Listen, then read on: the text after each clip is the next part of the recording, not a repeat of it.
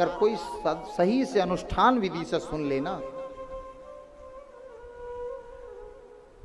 गोकर्ण जी ने जब धुंधकारी के लिए कथा सुनाई तो विमान आया और विमान लेकर गया, लेकिन बाकी बहुत सारे बैठे रह गए, एक ही विमान आया। तो पूछा कि ये धुंधकारी के लिए ही विमान आया, हमारे लिए नहीं आया? तो बोले श्रवण से विवेदेनु, श्रवण में भेद है। कैसा भेद है? बोले कि सब नहीं सुन रहे होते, सब बैठे हैं इसका मतलब सब सुन रहे हैं जरूरी नहीं है।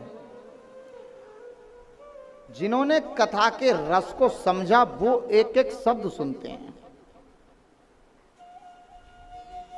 किसी की कोई आवाज आएगी तुरंत मना कर देगा। कथा ऐसी पावन है, दुर्लभ है कथा। कथा सुलभ नहीं है। आज मीडिया का जमाना है, आज बेड पे बैठ के आप कथा सुन रहे हैं, लेकिन सच्ची बात बताऊं, कथा कितनी भी लाइव हो रही हो और हाथ में मोबाइल पे चल भी रही है, लेकिन सुनने का मतलब कान से सुनना नहीं होता। कथा तो पी जाती है, वो पीने वाली बात नहीं बनती।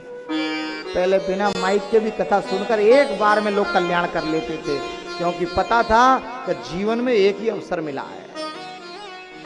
सुखदेव जी से कथा परीक्षित जी ने एक ही बार सुनी, कल्याण हो गया। लेकिन भागवत कलयुग के लिए जानते थे व्यास जी। अभी व्यास जी ने यहां लिखा है तीसरे श्लोक में, किसी ने पूछा कब तक कथा सुने, कब तक सुने? बोले आलयम पर्यंतम, जब तक जीवन है तब तक सुनो, क्योंकि तुम एक बार 7 दिन सुन नहीं पाओगे ठीक से। कथा प्रारंभ होने से पहले पंडाल में होना चाहिए, ये शिष्टाचार है। जब कथा से पूर्व आप पंडाल में नहीं हैं कथा सुनने के लिए, तो क्या क्या है ये, काय का लक्षण है?